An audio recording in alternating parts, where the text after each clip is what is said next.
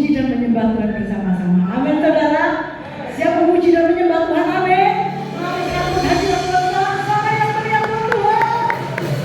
Haleluya. Mari sama-sama kita berdoa. Terima kasih Bapa di surga. Kami berdoa dalam nama Tuhan Yesus Kristus. Engkau tahu Tuhan kerinduan setiap kami. Kami datang Tuhan ke rumah-Mu. Kami rindu memuji dan menyembah-Mu. Ini setiap kami Tuhan. Oh haleluya. Nyatakan Tuhan kasih-Mu atas setiap kami. Hadirat-Mu memenuhi setiap kami.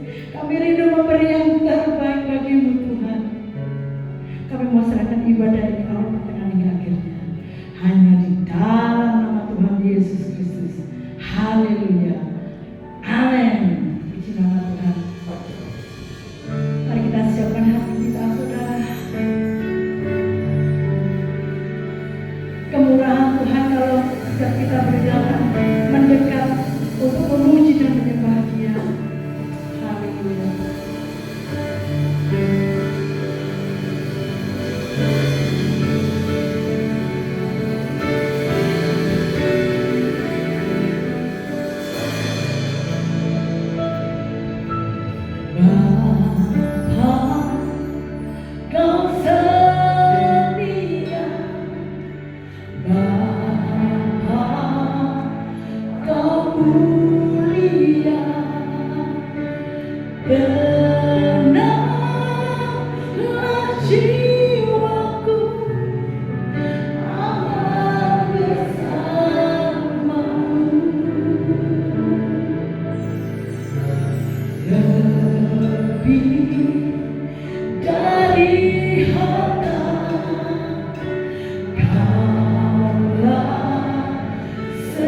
Segalanya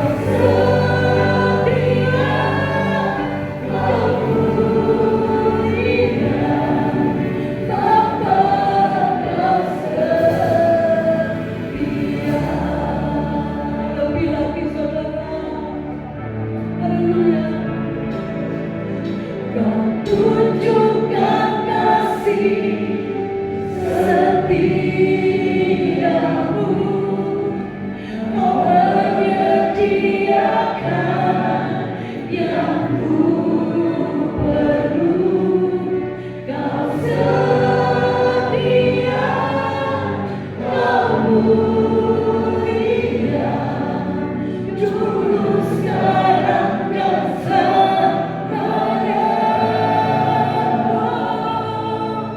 Kau tunjukkan kasih setiamu, kau menyediakan yang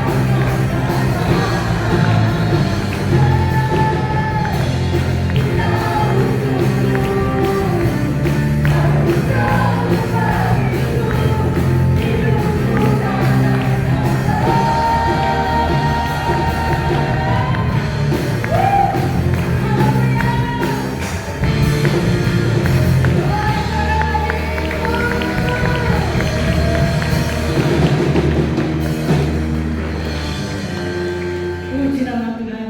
Sukacita di rumah Tuhan, amin. Sama kita sama-sama sukacita, amin. Doa kami Yesus, doanya Dia. Oh, haleluya, kita sukacita kita punya, amin. Kita akan masuk dalam firman Tuhan.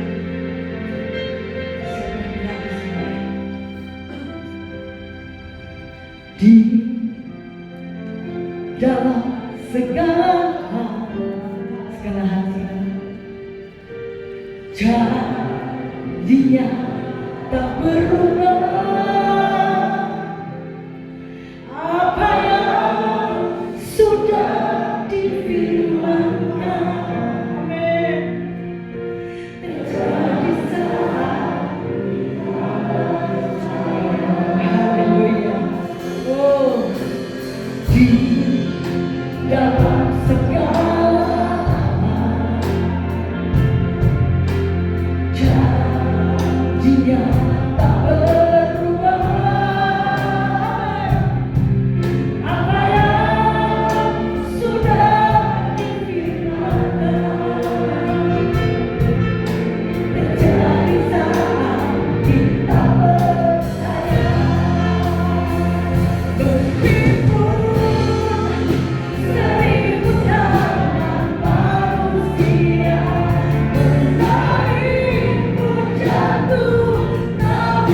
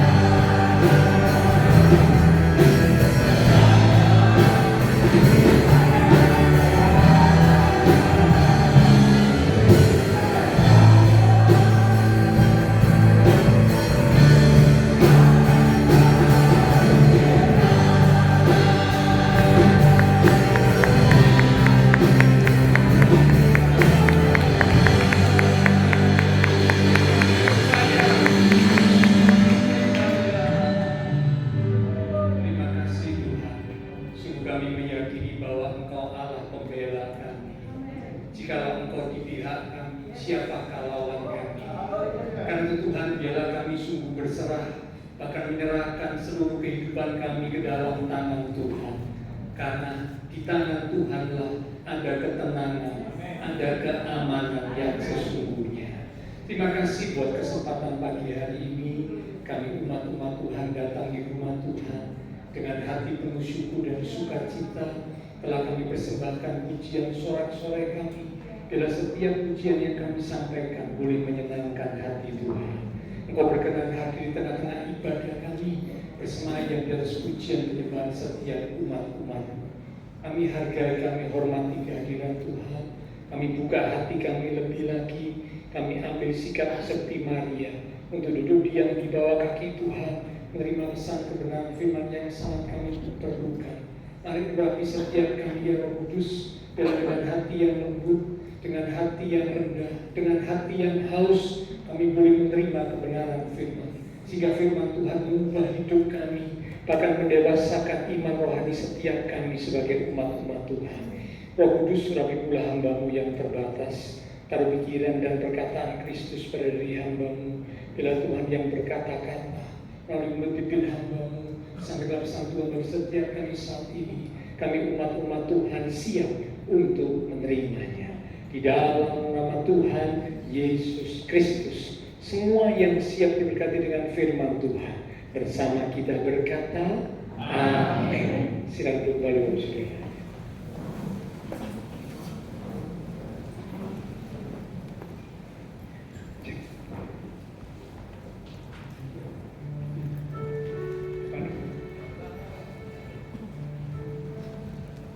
Oke, sebelum kita masuk dalam kebenaran firman Tuhan, saya dulu mengajak menaikkan satu pujian.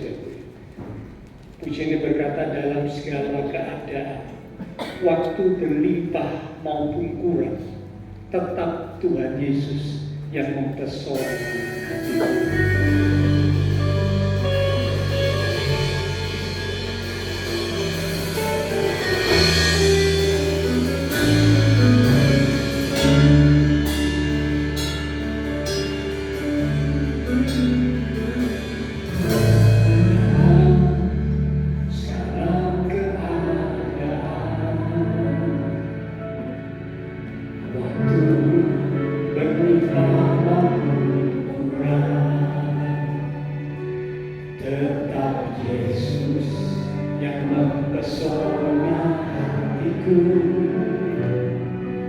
Yang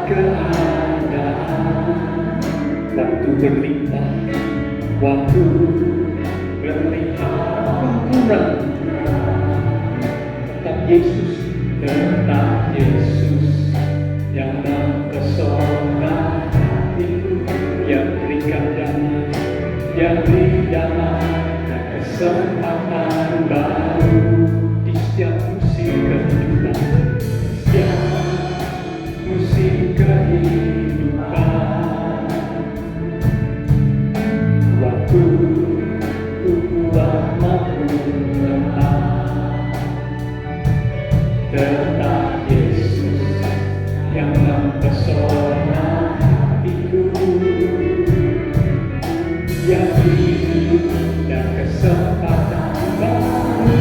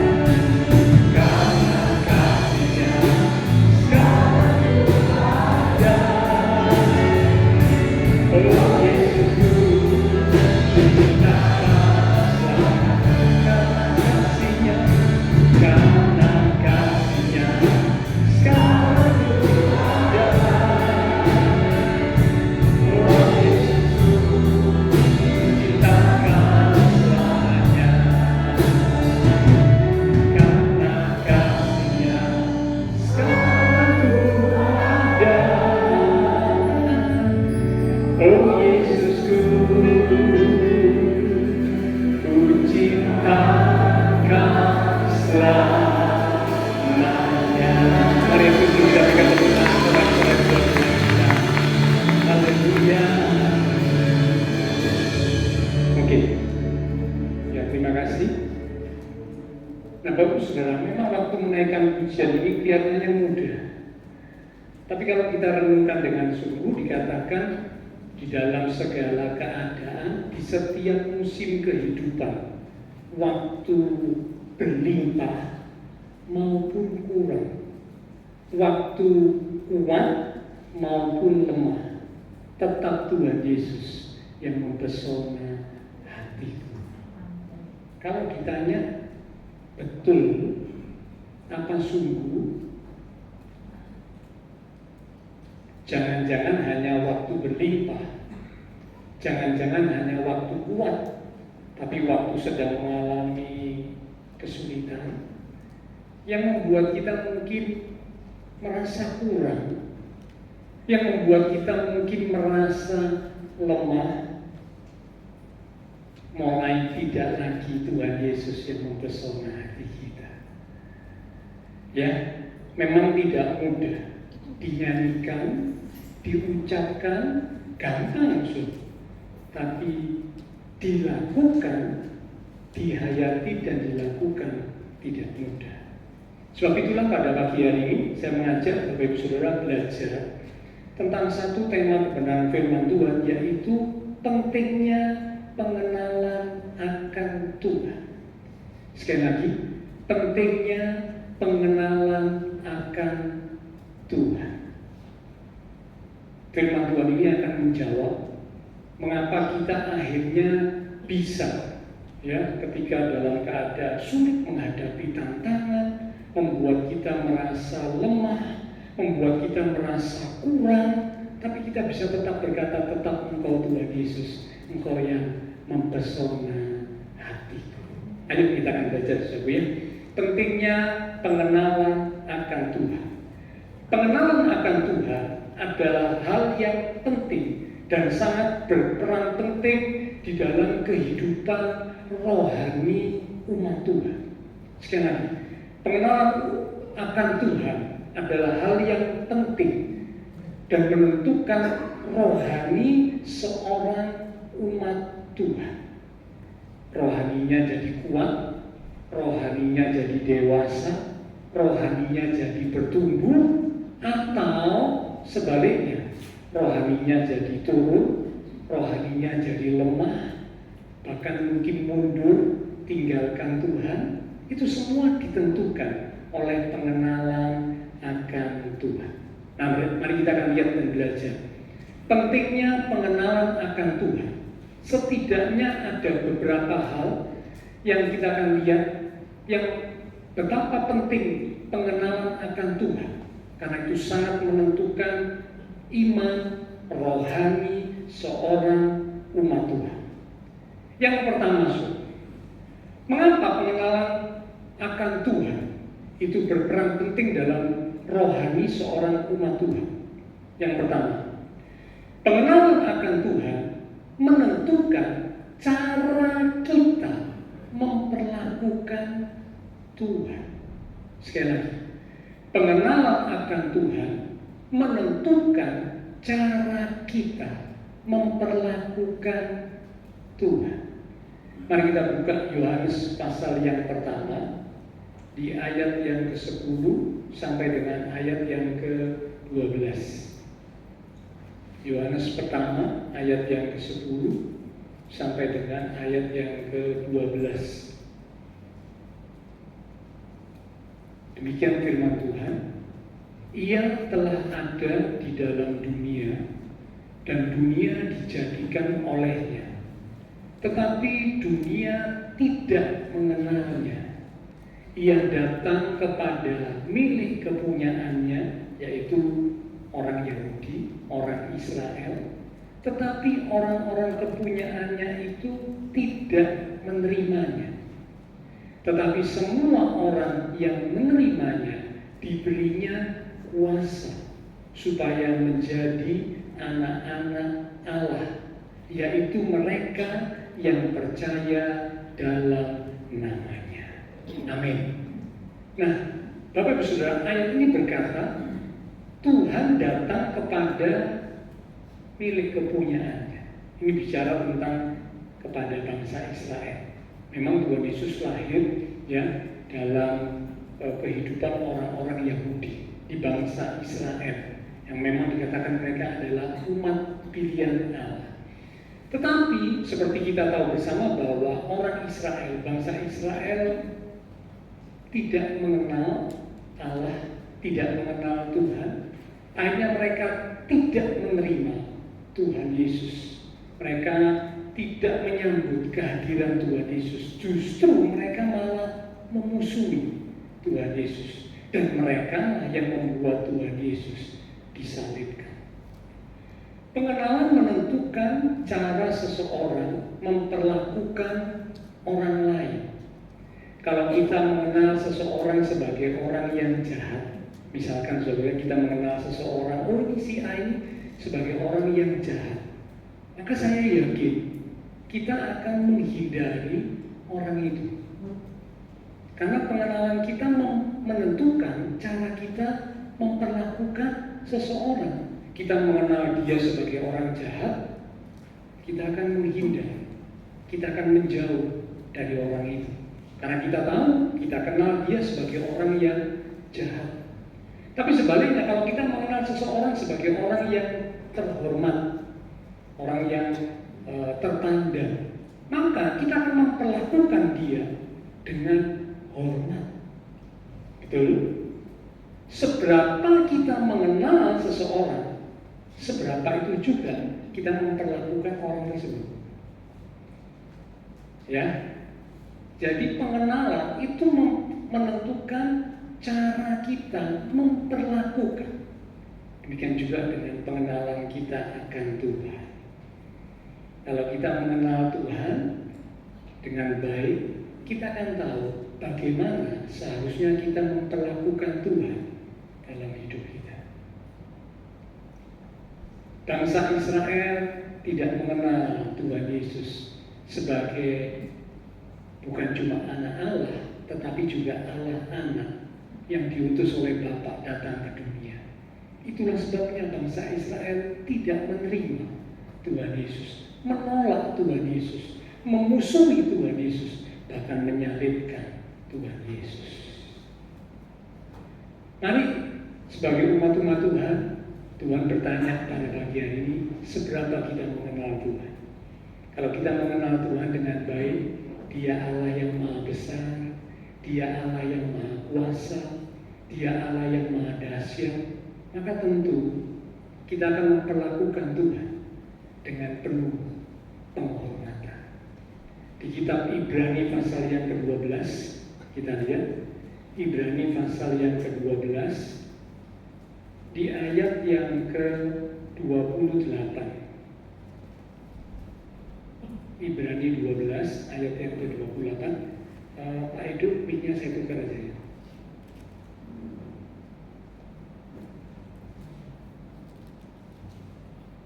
Ya. Ibrani pasal 12 di ayat yang ke-28. Demikian firman Tuhan. Jadi karena kita menerima kerajaan yang tidak tergoncangkan, marilah kita mengucap syukur dan beribadah kepada Allah menurut cara yang berkenan kepadanya dengan hormat dan takut.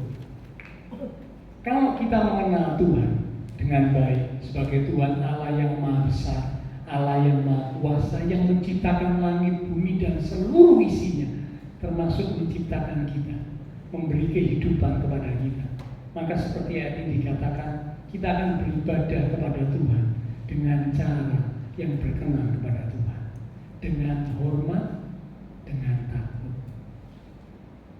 Tapi sebaliknya, kalau kita tidak mengenal Tuhan dengan baik, waktu kita beribadah kepada Tuhan, asal-asalan. Menyanyi memuji Tuhan, asal-asalan. Mendengar firman, asal-asalan. Karena apa? Tidak mengenal Tuhan dengan benar. Seberapa kita mengenal Tuhan, itu akan menentukan bagaimana kita memperlakukan Tuhan dalam hidup kita. Ya, jadi ini jadi pertanyaan saudara. Kita tidak perlu tunjuk kanan kiri, tapi bertanya kepada diri kita masing-masing. Sudahkah saya memiliki pengenalan yang baik dan benar Kalau memang kita sudah memiliki pengenalan yang baik dan benar akan Tuhan, tentunya kita akan memperlakukan Tuhan sebagaimana mestinya. Karena Dia Allah yang dahsyat, maha besar, maha kuasa, yang menciptakan kita, yang memberi kehidupan kepada kita. Yang pertama, pentingnya pengenalan akan Tuhan. Karena ternyata pengenalan akan Tuhan itu menentukan bagaimana kita memperlakukan Tuhan. Yang kedua, pentingnya pengenalan akan Tuhan. Pengenalan akan Tuhan akan menentukan kepercayaan kita kepada Tuhan. Sekali lagi, pengenalan akan Tuhan akan menentukan kepercayaan kita kepada Tuhan. Mazmur pasal yang ke-9 di ayat yang ke-11. Kita akan lihat dan baca Mazmur pasal yang ke-9 di ayat yang ke-11. Orang yang mengenal nama-Mu, yang mengenal Tuhan, percaya kepadamu, sebab tidak Kau tinggalkan orang yang mencari Engkau, ya Tuhan. Tentu tidak seorang pun di antara kita yang mempercayakan harta milik kita kepada orang yang tidak kita kenal. Dan mungkin ya, kepada orang yang tidak kita kenal, kita percayakan kunci rumah kita. Kepada orang yang tidak kita kenal, kita percayakan kunci mobil kita, kunci sepeda motor kita. Dan mungkin. Tentu kalau kita mempercayakan kunci rumah, kunci mobil, kunci sepeda motor, ataupun barang-barang berharga milik kita kepada seseorang, maka tentu kita sudah mengenal orang itu dengan baik. Kita mempercayai, bahkan sangat mempercayai orang itu. Itulah sebabnya kita berani menitipkan barang berharga kita, meminjamkan barang berharga kita kepada orang tersebut. Pengenalan menentukan kepercayaan. Pengenalan kita akan Tuhan, pemazmur berkata, orang yang mengenal Tuhan akan percaya kepada Tuhan. Tapi sebaliknya, orang yang kurang mengenal Tuhan, dia kurang percaya. Bahkan orang yang tidak mengenal Tuhan, dia tidak percaya. Abraham menjadi sebuah teladan, seorang yang sungguh mengenal Tuhan. Itulah sebabnya dia sungguh-sungguh percaya kepada Tuhan. Dalam kitab Ibrani pasal yang ke-11, kita lihat saudara, Ibrani pasal yang ke-11 di ayat yang ke-17 sampai dengan ayat yang ke-19. Ibrani 11 ayat yang ke-17 mulai. Karena iman, maka Abraham tatkala ia dicobai mempersembahkan Ishak.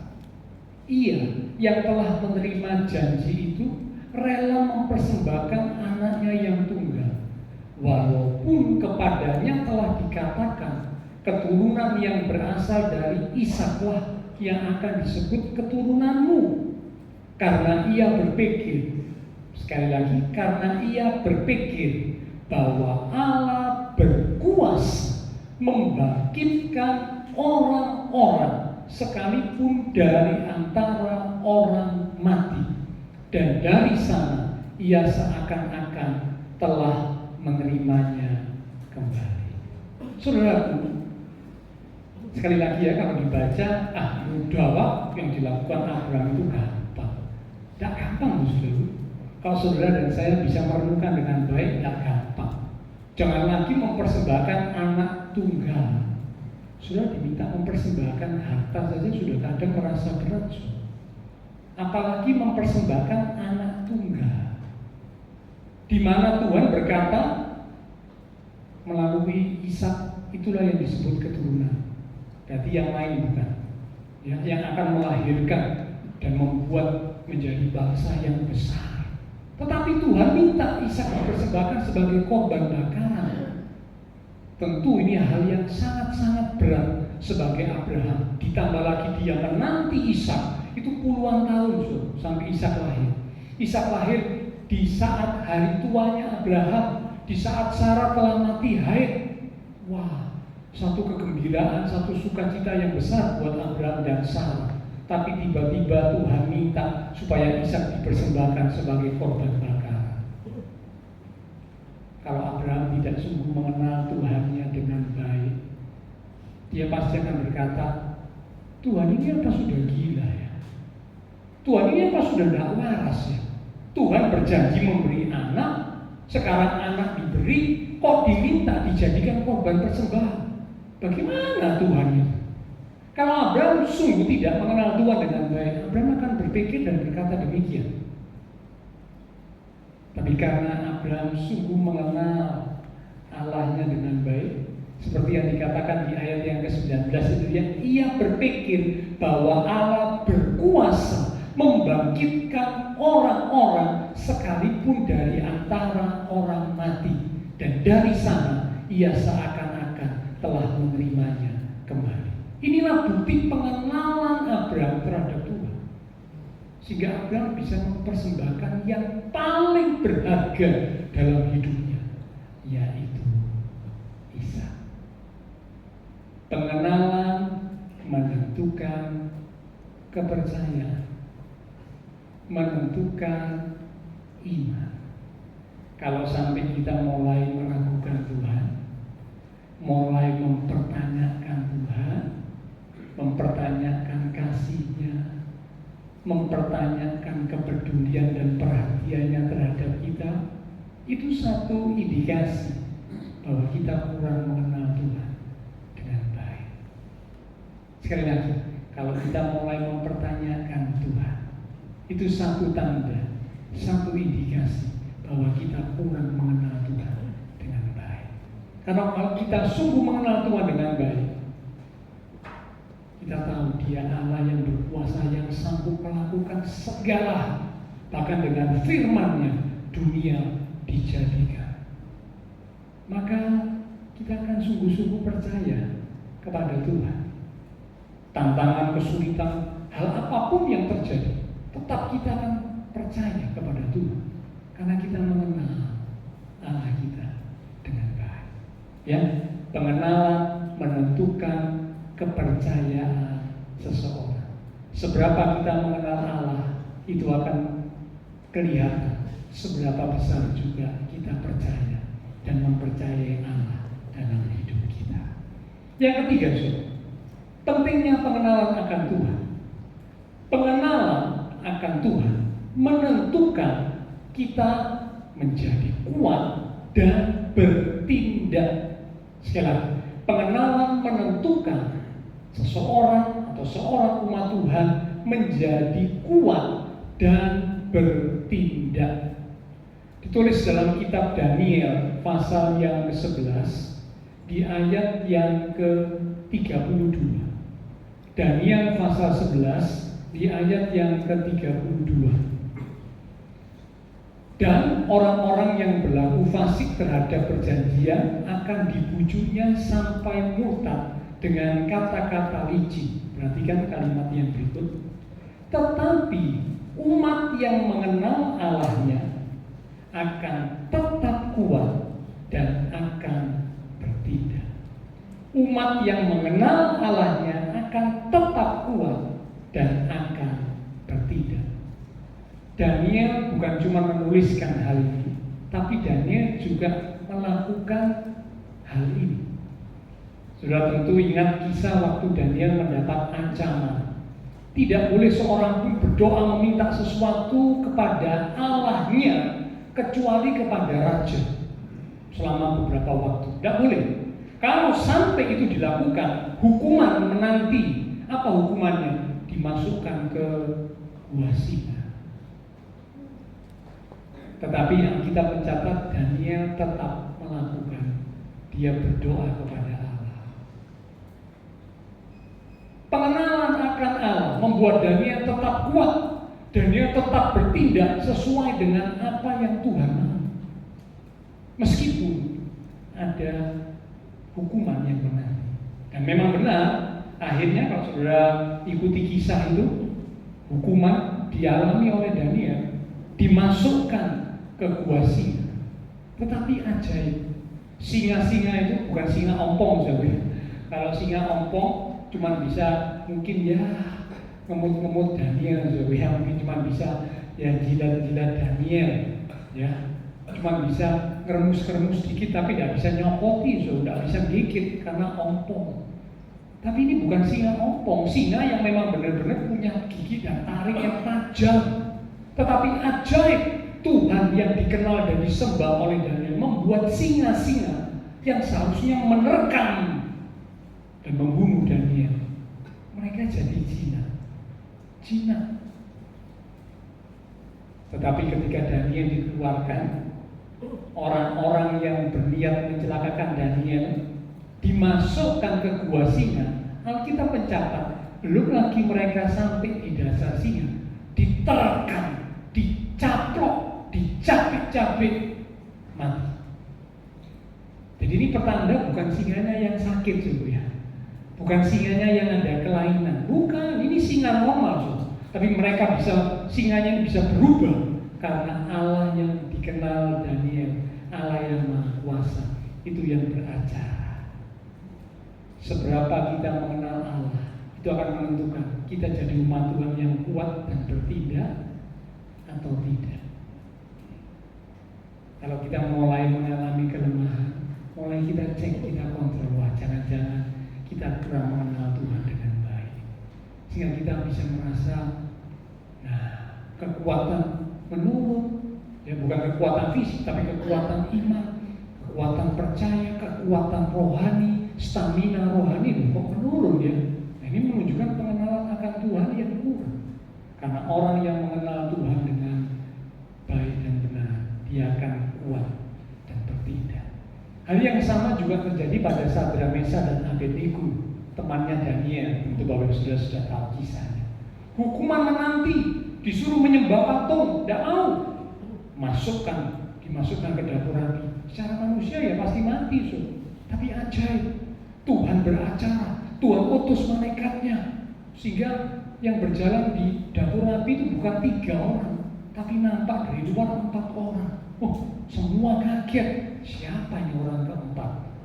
Malaikat Tuhan diutus untuk membentengi Sadrak, Mesak dan Abednego, sehingga meskipun ada di dapur api yang menyala-nyala, tidak celaka, sehelai rambut pun tidak sampai hangus. Benar firman Tuhan, sehelai rambut akan jatuh tanpa sepengetahuan Tuhan. Kuasa Tuhan dinyatakan.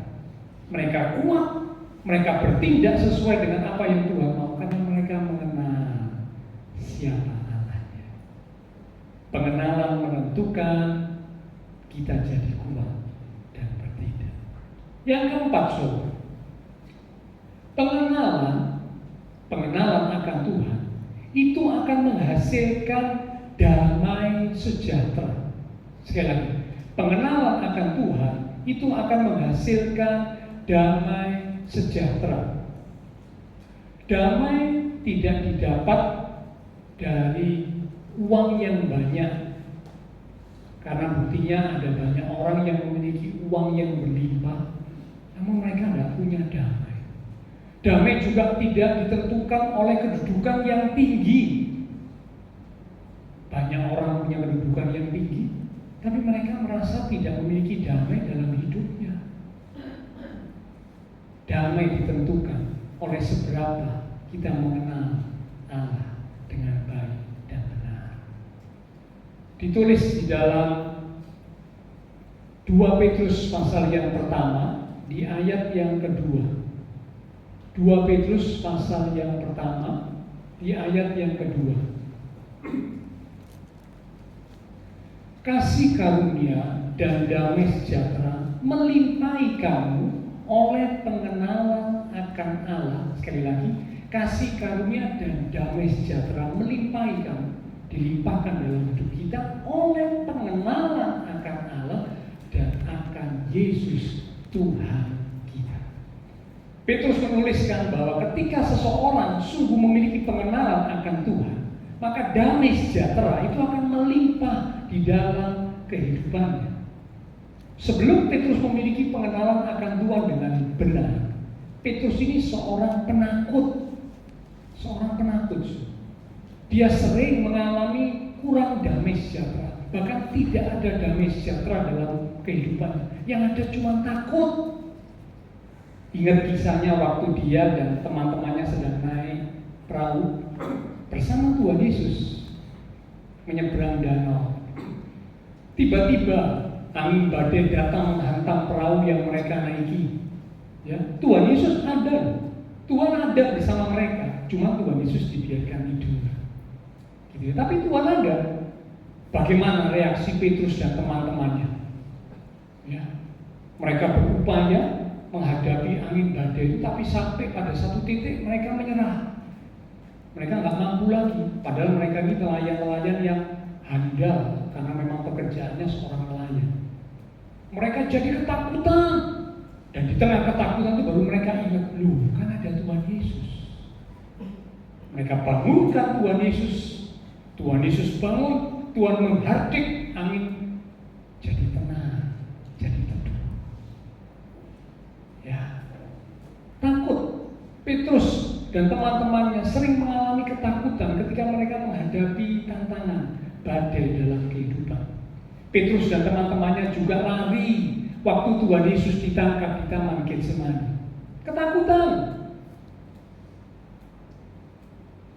menyelamatkan diri. Bahkan waktu bertemu dengan beberapa orang saat Tuhan Yesus dipindah dari satu tempat ke tempat yang lain untuk diadili, Petrus menyangkal, aku tidak kenal siapa itu Yesus, aku tidak kenal, aku tidak tahu. Ketakutan. Petrus seorang penakut diubah menjadi seorang yang memiliki damai sejahtera. Itu dibuktikan di dalam Kisah Para Rasul pasal 12 di ayat yang ke-6. Ayo kita lihat semua ya. Kisah Para Rasul pasal yang ke-12 di ayat yang ke-6.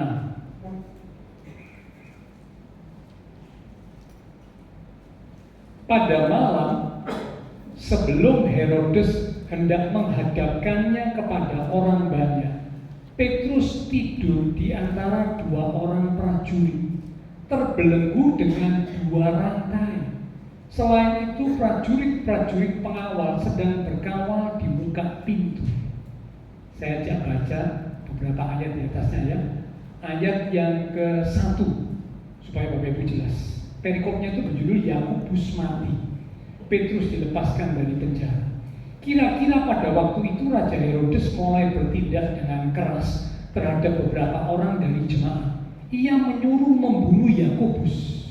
Yakobus ini salah satu murid Tuhan Yesus, saudaranya Yohanes, dengan pedang. Ketika ia melihat bahwa hal itu menyenangkan hati orang Yahudi, ia melanjutkan perbuatannya itu dan menyuruh menahan Petrus. Waktu itu hari raya roti tidak beragi. Cukup sampai sini. Jadi peristiwa ini dicatat sesudah Herodes bukan hanya menangkap tetapi membunuh rekan sepelayanan Petrus. Dibunuh, itu Yakobus. Ya. Anak-anak guru itu ya. Saudara dari Yohanes dibunuh. Dan kemudian Petrus yang ditangkap. Saya percaya rencana Herodes sama. Bukan hanya Yakobus, tetapi sekarang Petrus juga akan dibunuh. Karena Herodes melihat, wah kalau aku melakukan tindakan ini ternyata membuat aku dapat dukungan dari banyak orang Yahudi.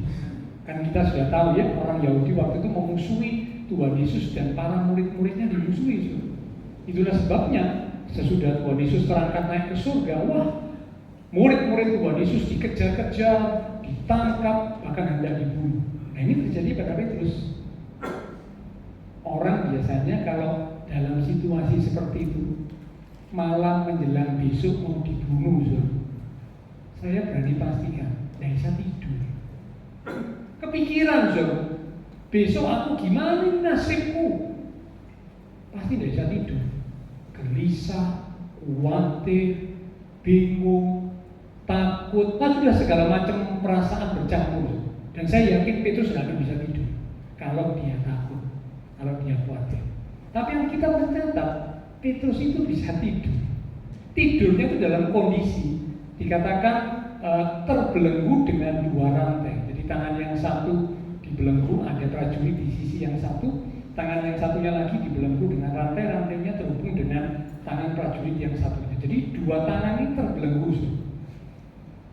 di dalam penjara, bisa tidur. Ini menunjukkan perubahan besar terjadi kepada Petrus. Mengapa? Karena Petrus mengenal siapa Allah. Seorang penakut, seorang pengecut, seorang yang banyak bicara, itulah Petrus. Diubah setelah dia memiliki pengenalan yang sungguh akan Tuhan. Dia tidak takut. Dia bisa tidur di dalam ketenangan, dalam situasi yang mencekam seperti itu. Kuasa Tuhan bekerja. Kalau Bapak Ibu baca di ayat yang berikutnya, wow, luar biasa. Malaikat Tuhan diutus datang menjumpai Petrus, dibangun terus. Petrus kaget. Pikirnya Petrus ini mungkin mimpi gitu saja. Tapi ternyata enggak, ini bukan mimpi, ini kejadian nyata. Begitu Petrus bangun, rantai yang membelenggu Petrus itu terlepas. Anehnya, pengawal-pengawal, prajurit-prajurit yang ada di sekitar Petrus, yang di sebelahnya Petrus, yang menjaga pintu penjara, yang menjaga pintu gerbang penjara, bisa tidak tahu saat Petrus keluar. Kalau bukan kuasa Tuhan, tidak mungkin. Kuasa Tuhan bekerja atas orang yang sungguh-sungguh mengenal Tuhan dengan baik dan benar. Pengenalan akan Tuhan akan menentukan, akan memberi kita damai sejahtera dalam hidup kita. Kalau hati kita dipenuhi dengan ketakutan, kekhawatiran, mulai kita mempertanyakan diri kita sendiri. Tuhan, rupanya aku kurang mengenal Engkau dengan baik. Sehingga dalam situasi seperti ini mulai aku gelisah, mulai aku khawatir, mulai aku takut. Aku kurang mengenal Engkau dengan baik. Ayo, Tuhan ingatkan pagi ini, penting untuk setiap kita umat Tuhan bertumbuh dalam pengenalan akan Tuhan. Karena pengenalan akan Tuhan membuat kita memiliki damai sejahtera yang sesungguhnya. Yang kelima, yang terakhir, pengenalan akan Tuhan ternyata berhubungan dengan kekekalan. Sekali lagi, pengenalan akan Tuhan berhubungan dengan kekekalan. Apa Pak? Hubungan pengenalan akan Tuhan dengan kekekalan. Apa maksudnya? Ayo kita lihat Yohanes pasal 17 di ayat yang ketiga. Yohanes pasal 17 di ayat yang ketiga. Inilah hidup yang kekal itu. Ya, dimulai dengan kata inilah hidup yang kekal itu, yaitu bahwa mereka mengenal Engkau satu-satunya Allah yang benar dan mengenal Yesus Kristus yang telah Engkau utus. Dikatakan inilah hidup yang kekal itu. Apa hidup yang kekal? Ini yang ngomong Tuhan Yesus sendiri, saudara. Bukan para murid, bukan para rasul, tapi pribadi Tuhan sendiri yang ngomong. Inilah hidup yang kekal itu. Apa? Yaitu mereka yang mengenal Engkau sebagai satu-satunya Allah yang benar dan mengenal Yesus Kristus yang diutus oleh Allah. Ternyata pengenalan akan Allah itu menentukan, berpengaruh terhadap kekekalan kita, berhubungan erat dengan kekekalan. Kalau kita kurang bertumbuh dalam pengenalan akan Tuhan, bahkan tidak memiliki pengenalan akan Tuhan, bahaya. Hosea 4 ayat 6 berkata, umatku binasa karena tidak memiliki pengenalan akan Allah. Kalau umat Tuhan jadi umat Tuhan tapi tidak memiliki pengenalan akan Allah, cuma sekedar tahu Tuhan, tahu Tuhan Yesus yang mati di atas kayu salib itu tahu, matinya di bukit Golgota tahu, bangkit pada hari yang ketiga?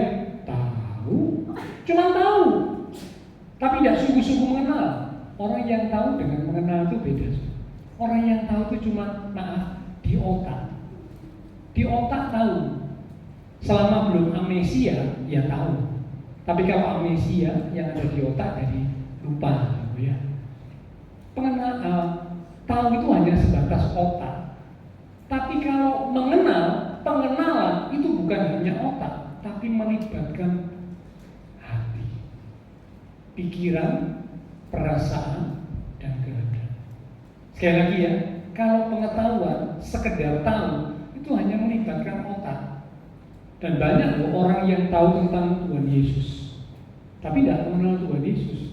Bangsa Israel waktu Tuhan Yesus datang ke dunia, mereka tahu tentang Tuhan Yesus, tapi tidak mengenal Tuhan Yesus. Iblis tahu tentang Tuhan Yesus, tahu. Nah, kalau umat Tuhan cuma tahu tentang Tuhan Yesus, bahaya so. Karena apa? Ternyata pengenalan akan Tuhan berhubungan dengan kekekalan. Cuma sekedar tahu di otak saja, tapi tidak sungguh-sungguh mengenal. Saya khawatir seperti yang Hosea katakan. Itulah sebabnya Tuhan berkata, bukannya orang yang berseru kepadaku, Tuhan, Tuhan, yang akan masuk ke dalam kerajaan surga, melainkan orang yang melakukan kehendak Bapa yang di surga. Melakukan kehendak Bapa karena mengenal Tuhan dengan benar.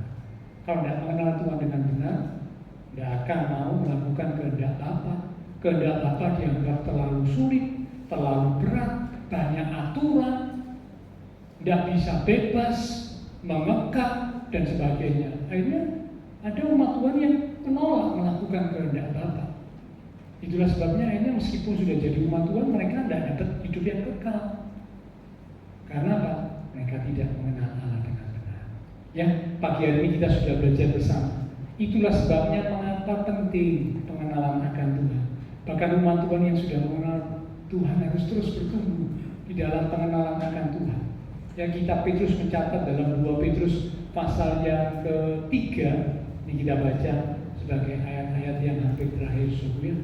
2 Petrus pada pasal yang ketiga di ayat yang ke-18. 2 Petrus pasal 3 di ayat yang ke-18 dikatakan, tetapi bertumbuhlah, sekali lagi bertumbuhlah dalam kasih karunia dan dalam pengenalan akan Tuhan dan Juru Selamat kita, Yesus Kristus. Baginya kemuliaan sekarang dan sampai selama-lamanya. Dikatakan bertumbuhlah, bertumbuh dalam apa? Bertumbuh dalam kasih karunia, bertumbuh dalam pengenalan akan Tuhan. Mari jangan berhenti bertumbuh dalam pengenalan. Pengenalan terhadap suami atau istri saja kita harus terus bertumbuh. Kalau seorang umat Tuhan sebagai suami atau sebagai istri tidak lagi bertumbuh dalam pengenalan terhadap pasangannya, saya khawatir kehidupan keluarga rumah tangganya akan retak, akan kacau, akan hancur. Mengapa? Karena tidak bertumbuh dalam pengenalan. Tapi kalau bertumbuh dalam pengenalan, wah, suamiku mengalami progres, karakternya seperti ini, istriku mengalami progres dalam kehidupan, karakternya seperti ini. Masing-masing sama-sama terus bertumbuh, saling mengenal, saling mengerti. Kalau ada salah, saling mengampuni. Ya, nah, barulah keluarga rumah tangga bisa harmonis, bisa indah, bisa langgeng sampai mau memisahkan. Pengenalan terhadap sesama yang adalah pasangan hidup kita saja harus terus bertumbuh. Apalagi pengenalan akan Tuhan, Tuhan Allah yang Maha Besar. Apakah berani kita berkata, saya sudah mengenal Tuhan dengan sempurna? Siapa yang berani ngomong gitu? Kalau kita mau jujur, tentu kita akan berkata, saya belum mengenal Tuhan dengan sempurna. Bahkan masih jauh dari sempurna saya mengenal Tuhan. Itulah sebabnya seringkali ya muncul kekhawatiran, ketakutan, ya, kehilangan semangat, ya, mulai keluar dari apa yang Tuhan mau, karena tak kurang pengenalan akan Tuhan. Nah, pagi ini Tuhan ingatkan kita, supaya kita semua sebagai umat Tuhan ini sama-sama, termasuk saya juga ya. Jadi saya juga belum sempurna, saya juga sedang belajar. Saya mengajak Bapak Ibu Saudara bersama saya, yuk sama-sama kita belajar bertumbuh dalam pengenalan akan Tuhan. Karena ternyata pengenalan akan Tuhan itu penting dalam hidup umat Tuhan. Yang pertama, pengenalan akan Tuhan menentukan cara kita memperlakukan Tuhan. Yang kedua, pengenalan akan Tuhan menentukan kepercayaan kita kepada Tuhan. Yang ketiga, pengenalan akan Tuhan menjadikan kita kuat dan sanggup bertindak. Yang keempat, pengenalan akan Tuhan akan menghasilkan damai sejahtera dalam hidup kita. Dan yang terakhir, pengenalan akan Tuhan berhubungan dengan hidup yang kekal. Ayat penutup terakhir, kita baca Efesus pasal yang pertama, di ayat yang ke-17 sampai dengan ayat yang ke-18. Setelah ini pelayan kita bisa kembali maju ke depan ya. Efesus pertama ayat yang ke-17 sampai dengan 18. Demikian firman Tuhan. Dan meminta kepada Allah Tuhan kita Yesus Kristus, yaitu Bapa yang mulia itu, supaya Ia memberikan kepadamu roh hikmat dan wahyu untuk mengenal Dia, mengenal Tuhan dengan benar, dan supaya Ia menjadikan mata hatimu terang, agar kamu mengerti pengharapan apakah yang terkandung dalam panggilannya, betapa kayanya kemuliaan bagian yang ditentukannya bagi orang-orang kudus. Kalau kita rindu untuk mengenal Tuhan lebih lagi, maka mengenal Tuhan bisa melalui firman Tuhan. Ketika kita sering membaca, merenungkan firman, mendengar firman Tuhan, firman yang dari Tuhan, itu membuat kita semakin mengenal pribadi Tuhan. Pengenalan akan Tuhan juga bisa bertumbuh melalui doa. Doa minta, ini dikatakan Rasul Paulus dalam Efesus pertama. Doa minta, minta apa? Minta roh hikmat dan wahyu, supaya bisa mengenal Tuhan dengan benar. Berdoa minta diberkati, tidak salah, boleh. Kalau umat Tuhan berdoa minta diberkati, boleh so. Ya, dalam doa Bapa kami dikatakan salah satu kalimat di doa Bapa kami, berikanlah kami pada hari ini makanan kami yang secukupnya. Boleh, itu berarti bicara tentang minta diberkati. Boleh so, tidak salah. Doa minta berkat itu boleh. Tapi sebenarnya itu bukan doa yang utama. Doa permintaan kita yang utama adalah Tuhan, beri aku minta roh hikmat dan wahyu, supaya aku semakin mengenal Engkau dengan benar, dan supaya mata hatiku jadi terang. Orang yang mata hatinya terang luar biasa. Orang yang mata hatinya tertutup, dia tidak akan bisa mengenal Tuhan dengan benar. Ingat 2 orang murid Tuhan yang kecewa karena Tuhan Yesus mati, pulang ke kampung halamannya Emmaus. Waktu mereka berjalan pulang, Tuhan Yesus datang berjalan bersama mereka. Mereka tidak mengenal itu Tuhan Yesus. Mengapa? Karena ada sesuatu yang menutup mata mereka. Kekecewaan. Minta supaya mata hati, mata rohani kita diterang, sehingga kita bisa mengenal Tuhan dengan benar. Kalau kita mengenal Tuhan dengan benar, wow, luar biasa. Ketika Nabi Elisa itu tempat kediamannya dikepung oleh musuh. Musuh yang kepung itu banyak. Ya, itu kalau nggak salah ada di sebelah saya lihat ya. Nanti Bapak Ibu baca sendiri, kisahnya itu menarik. 2 Raja-Raja pasal yang ke-6. 2 Raja-Raja pasal yang ke-6. Nanti baca di rumah saja ya, mulai dari ayat yang pertama sampai ayat berikutnya. Nabi Elisa dikepung oleh pasukan tentara Aram yang begitu banyak. Rumah kediamannya dikepung. Nah, bujangnya atau hambanya Elisa yang bernama Gehazi, waktu pagi bangun keluar dari rumah, kaget melihat kok banyak tentara musuh mengepung mereka. Ketakutan Gehazi. Lalu Gehazi segera masuk, dia lapor, Tuanku Elisa, di luar pasukan musuh mengepung kita, bagaimana nasib kita? Wajar, namanya dikepung musuh ya pasti ketakutan ya. Elisa berdoa, kalau Bapak Ibu baca di Dikatakan, Tuhan, bukalah mata hamba-Mu, bujamu Gehazi, supaya dia boleh melihat hal yang rohani yang Tuhan sudah kerjakan dalam kehidupan. Matanya Gehazi dibuka sesuai dengan doa permintaannya Elisa. Gehazi tidak lagi takut. Mengapa? Karena ternyata di tengah pasukan musuh yang mengepung mereka ada bala tentara Tuhan, ada pasukan malaikat Tuhan yang melindungi mereka. Ketakutan diubah karena apa? Mata hati, mata rohani yang terbuka. Ayo, biarlah kita minta Tuhan, beri aku roh hikmat dan wahyu untuk aku boleh mengenal Engkau dengan benar. Mata hatiku boleh terbuka sehingga aku bertumbuh di dalam pengenalan akan Tuhan. Dan pengenalan akan Tuhan juga bertumbuh melalui kesulitan, tantangan. Jadi kalau Tuhan izinkan Bapak Ibu Saudara sedang menghadapi kesulitan tantangan hari-hari ini, rupanya Tuhan rindu supaya pengenalan kita akan Tuhan itu bertumbuh. Ingat kisahnya Ayub kan? Mengalami tantangan yang hebat. Di akhir kitab Ayub berkata, dulu aku hanya mengenal Tuhan dari kata orang, tapi sekarang mataku sendiri memandang dan mengenal Engkau Tuhan. Tantangan kesulitan membuat Ayub bertumbuh dalam pengenalan akan Tuhan. Tapi jangan kecewa, jangan putus asa, jangan kehilangan harapan. Kalau hari ini Tuhan izinkan mengalami kesulitan, rupanya Tuhan ingin supaya Bapak Ibu Saudara dan saya bertumbuh dalam pengenalan akan Tuhan. Amin. Mari kita akan sama-sama datang kepada Tuhan. Mari kita katakan lewat pujian.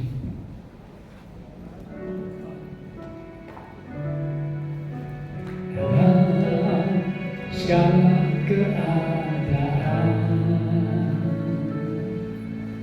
waktu berlimpah maupun kurang,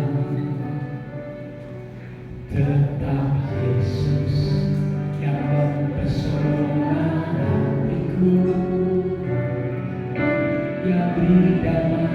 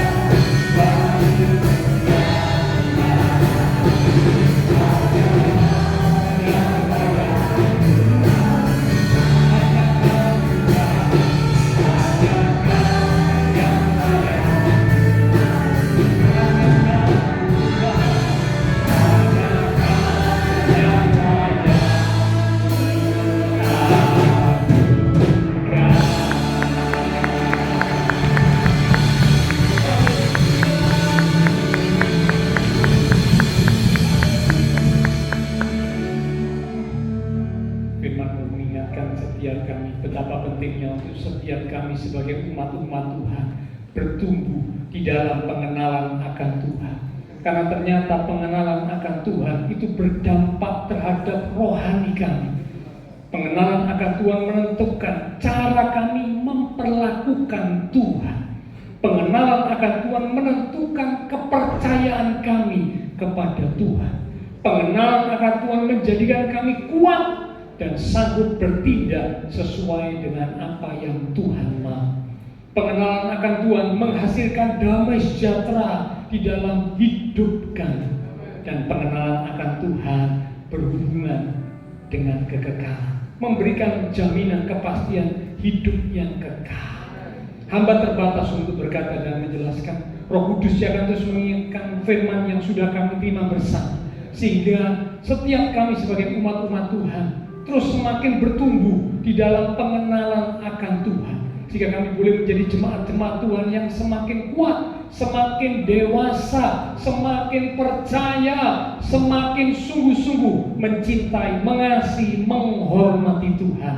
Dan akhirnya kami boleh menerima jaminan kepastian hidup yang kekal di surga bersama dengan Tuhan. Terima kasih Tuhan, terima kasih.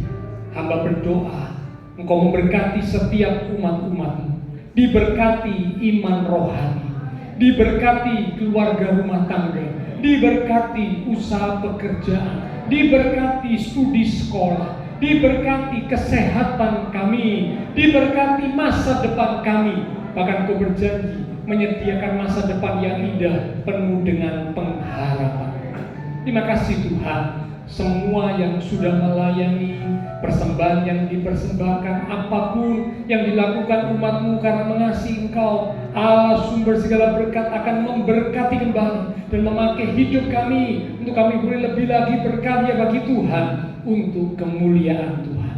Kami berdoa pula buat jemaat-jemaat Tuhan yang membutuhkan bantuan doa, untuk mereka-mereka yang sakit. Tuhan Kau jamah, berikanlah kekuatan, kesehatan, kesembuhan di dalam nama Tuhan Yesus. Oleh bibir Tuhan Yesus, yang sakit disembuhkan, yang lemah dikuatkan, yang susah dihiburkan. Bahkan yang sedang menghadapi masalah pergumulan, biarlah iman mereka tetap teguh untuk menantikan pertolongan Tuhan dinyatakan tepat pada waktu. Kami mengucap syukur Engkau telah tolong kepada Ibu Erik sehingga beberapa hari yang lalu boleh melahirkan dengan selamat. Tuhan Kau pulihkan kekuatan, kesehatan kepada Ibu Erik. Demikian juga bayi yang baru dilahirkan, Tuhan peliharakan, bertumbuh kuat, sehat di dalam Tuhan. Terima kasih Tuhan Yesus, terima kasih. Kami berdoa memberkati bangsa negara kami Indonesia, pemimpin bangsa kami, kota kami Surabaya, demikian juga tetangga lingkungan sekitar gereja Tuhan. Memberkati setiap jemaat Tuhan yang berulang tahun sepanjang minggu ini. Dengan pertambahan usia yang Tuhan beri, membawa kami semakin dekat Tuhan, semakin cinta Tuhan, semakin sungguh-sungguh di dalam Tuhan. Demikian juga kami berdoa untuk ibadah raya minggu depan, disertai dengan perjamuan kudus. Bila setiap umat Tuhan boleh mempersiapkan diri.